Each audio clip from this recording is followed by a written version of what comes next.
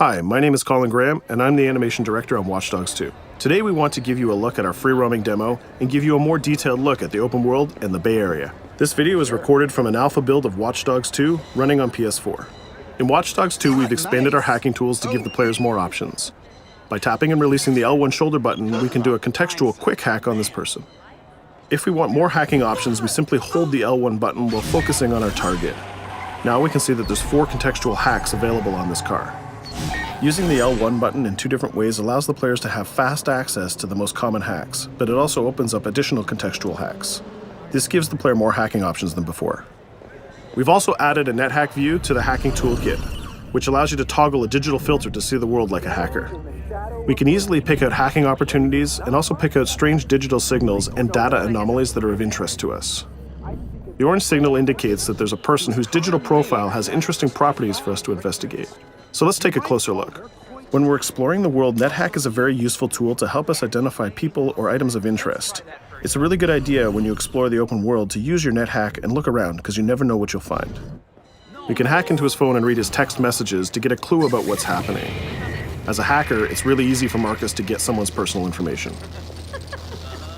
This guy's text messages indicate that he's experiencing strange behavior happening on his phone. He seems to think that it happens every time he comes to this exact area. Let's see what our DedSec teammates think about these strange signals. That felt like a rock star pose. Found something weird. Sweet! Get a picture. No, I mean, my MC catcher detector is going off. We really need to find a better name for that. Why? That's the technical name. My Stingray sniffer tells me somebody's leeching data off of people's phones below. Looks like the data's going to Coit Tower. See? Weird. Weird indeed. Marcus has detected that there's an illegal Stingray box deployed somewhere around Coit Tower. We now have access to a new DedSec operation, and we can track it with our DedSec app. You can do any operation you want in the order that you want, as long as you've discovered it and it's in your DedSec app.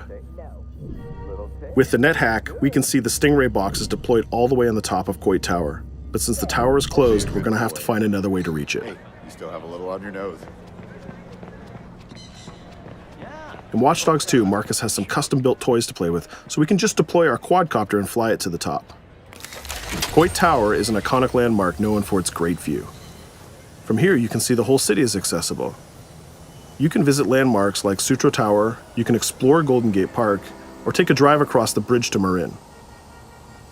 You can sail the bay on a sailboat, or you can visit Alcatraz, or maybe take a selfie with the sea lions on Pier 39.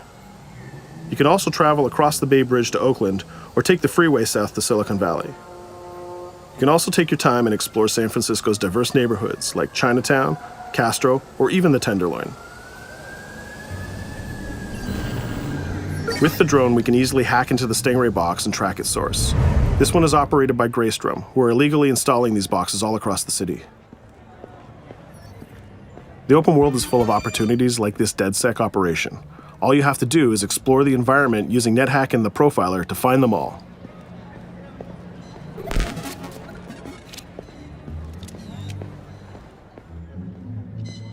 There we go. This one has a breadcrumb trail I can follow. Nice. Where's it go? Looks like Greystrom set up a warehouse out by the piers. You wanna bet I can find some shady shit in there? Definitely some shady shit in there. We can open our smartphone and select the DedSec app to track this operation. We use the DedSec app to manage all of our activities in Watch Dogs. We can see the objectives on our map, and it's not very far, so we can drive there pretty quickly. The Noodle Map app can be used to locate different landmarks and areas of interest. The entire Bay Area is yours to explore from the very beginning of the game, so you don't need to unlock anything. There's also a shop on Pier 39 where we can customize Marcus's outfit, and there's some other open world activities we can check out along the way too. Let's take this car and head down to the waterfront. Cars are particularly vulnerable to a hacker like Marcus, and you can acquire a skill that allows you to simply unlock any car in the game with your phone. One of the biggest feedbacks we got from the fans after the first Watch Dogs game was about the driving. We've significantly improved the driving to make it more responsive and accessible to a wider number of players. Driving was reworked extensively with a team of experts from Ubisoft Reflections. This is a particularly important improvement because San Francisco is known for its steep hills and its tight winding streets. Of course, driving and hacking go hand in hand, and you can still hack steam pipes, traffic lights, and you can also hack individual vehicles. As you can see, it's much easier to drive through the city in Watch Dogs 2. Let's pull up here at iconic Pier 39 and take a quick look around.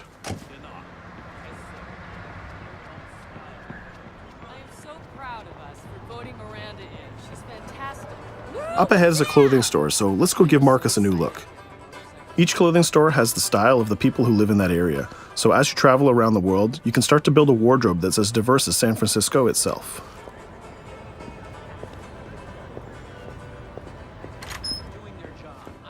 There are over 700 unique items of clothing that Marcus can purchase to wear, with over 1 billion possible combinations. We can go into the fitting room menu and browse a selection of items found in the store. Let's start by switching up Marcus's jacket. Each item of clothing in the shop is handcrafted to fit Marcus's overall look. You can mix and match any pieces of clothing you want. You can change your hat, glasses, face mask, bag, shirt, pants, and shoes. There's some nice normcore hoodies in here, but I think we should go with the shirt with the giant skull on it. Let's take a look at what we got for shoes. Since people who come to Pier 39 are often tourists, we have styles of shoes that they would buy. We can go with these comfortable gator shoes or maybe some open-toe sandals. Or if you really want to make a statement, you can buy the awkward socks and sandals combo.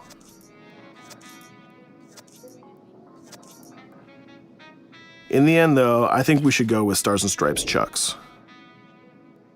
We could really stay here all day trying on clothes, and each store has a wide variety of clothing options so you can really make Marcus look the way you want. From biker leather to hip-hop, from pinstripe suits to tie-dye tank tops, you can really craft the look that's unique to you.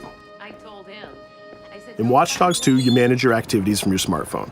There's an app shop, a media player, the DedSec app, and a research app that allows you to develop new skills.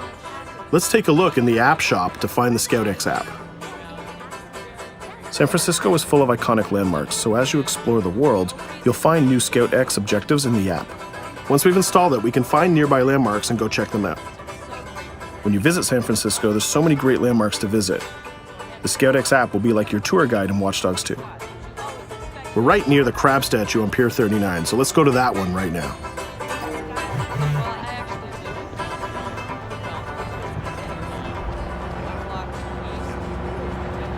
These tourists have the right idea. We'll just pop open our phone and select our camera and take a picture of this giant crab. Let's make it a selfie and use the California Vibe filter.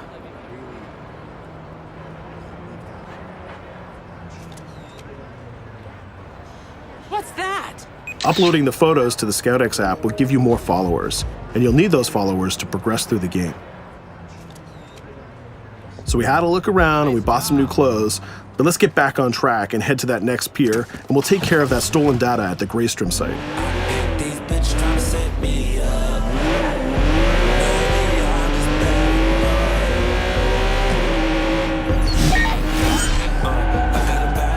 We can see the objective marker in our minimap, and it's also displayed in orange at the end of the pier. Let's park our car past the scissor lift and go scout the place on foot. Operations in Watch Dogs 2 are almost always a free approach, so you can go after the objective from any direction. Let's start by getting into cover and scouting our enemies and see if we can spot the objective. From there we can make a plan of attack. We can launch our drone and scout the area.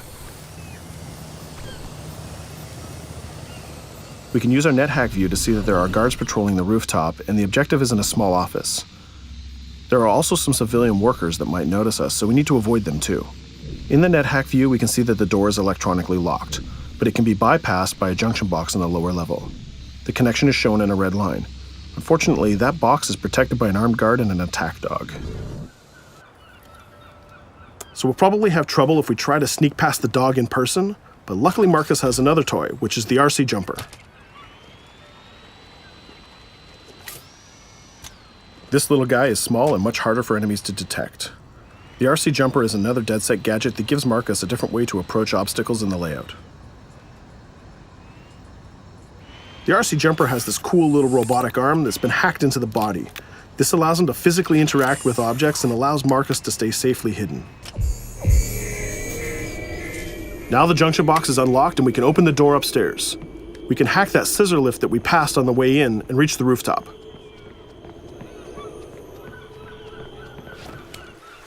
By hacking into the OS of the scissor lift, Marcus can take remote control of it. Not only can you raise it up and down, but you can actually drive it around anywhere you want in the world. This level of control gives players total freedom when dreaming up an approach to a mission. Our first challenge is to get past the guard in front of us. So let's hack into the security camera and see how he might be vulnerable.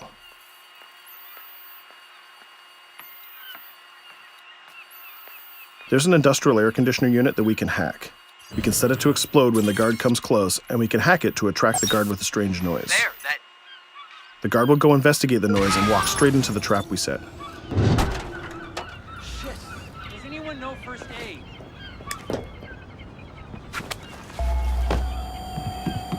And just like that, we've taken out the guard, created a distraction, and slipped into the compound.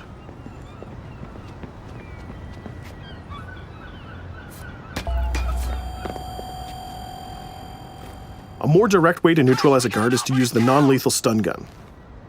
Marcus has an array of non-lethal tools and techniques, and you can complete the entire game without actually killing a single enemy. Since we already unlocked this door with our RC jumper, we can just quick hack it to open it. Now we're in the room, we just need to install one of our custom DedSec boxes into this Bloom terminal, and we've completed our final objective. All that's left to do now is escape undetected. Each operation we undertake will give us more followers. And more followers will allow you to take on even bigger operations. So let's get off this pier and explore a little bit more.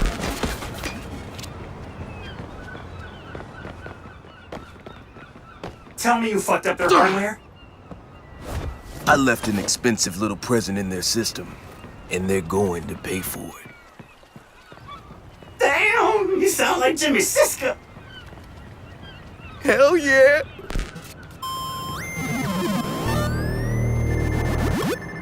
Up ahead, we'll notice there's another player hanging about. He's easy to spot because of the purple icon and the gamer tag over his head. In Watch Dogs, your game session can be seamlessly merged, and you will often encounter other players exploring the world just like you. This guy looks really friendly.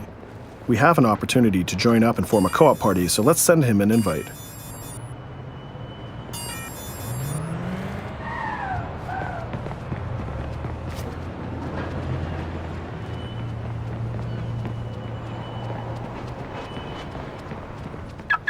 Now that we're joined in a session, we can complete co-op missions together and take on even bigger and tougher targets. 2 hackers are better than 1.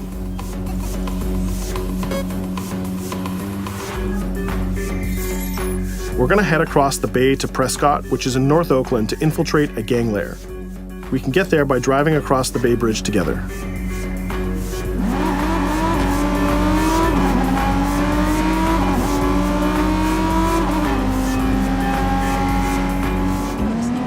Alright, we can see that we're in a much different neighborhood than before.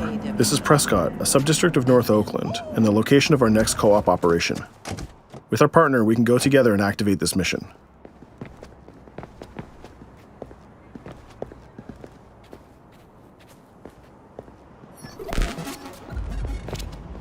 Marcus, we have operations popping up everywhere. Some of them are 2 hacker jobs. Where you need me? Sending you the coordinates. And Marcus, it works both ways. When you need help, fire off a call and we'll send someone your way for the assist. This area is a free approach, so we can tackle it any style we want. Since we're now 2 hackers working together, we'll cover our partner from the sky and help him out with some well-timed hacks. We can distract this guard by hacking his phone, and our friend will take him down very stealthily. We'll continue to scout the area and find more lookouts, like this gang member on the rooftop. We can automatically tag them, and once they're tagged, both players can see them. Our partner is going to sneak up on the rooftop and take out this guard, and we can help him with some well-timed hacks. If we use a contextual hack on this transformer box, we can attract the guard. Our partner has an easy shot with his stun gun from that distance.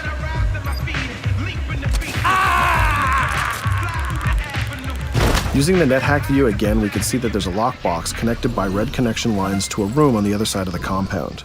Inside this room, we see our 2 targets meeting up, and it's a perfect place to take them down simultaneously. We need to get that box unlocked and get into that room. As we continue to scout this area, we can see this compound has a lot more guards than the last one, and they look very heavily armed. We'll need to take care of these guards if we get detected. There's also a car parked in the garage, so we might need that to escape later. Let's go back to our friend and get him to disable that junction box so we can unlock the door to our target. The drone has a lot of flexibility and it's small and hard to detect, but the trade-off is that you can't physically interact with objects like this junction box. But it's not a problem for our man on the ground to do that for us. The signal lines have changed from red to blue, so now we know that we can open the doors and get to our targets. Scouting phase is done, so let's get up on that rooftop with our partner and get close enough to neutralize these enemies. We can hack these junction boxes and set a proximity trigger on them. They'll explode if an enemy passes through them, but they won't be triggered if we pass through them ourselves. We can also deploy electroshock mines from our inventory, and they're fully hackable too. It's a good idea to leave traps for your enemies in case they try to flank you. Our partner is camped out by the door ready to rush into the room, but we're going to create a distraction first. We'll get into position behind these crates, and this time we'll launch our RC jumper. Once our partner opens the door, we'll zip in and create a distraction.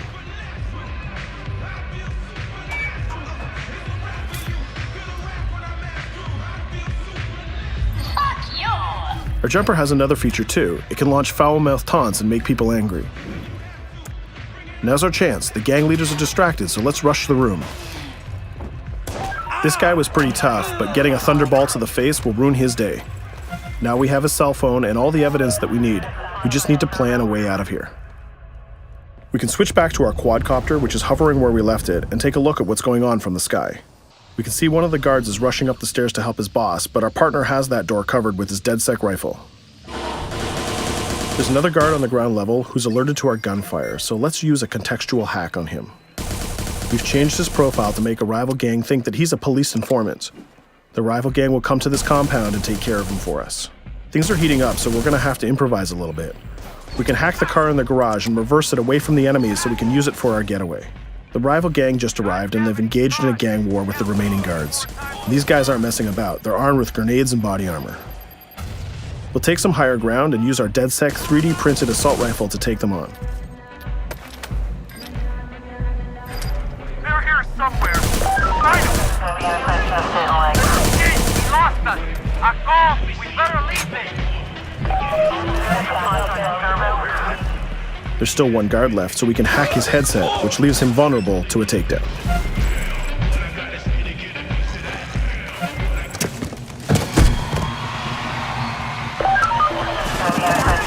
Let's take our stolen ride and get out of here before cops show up.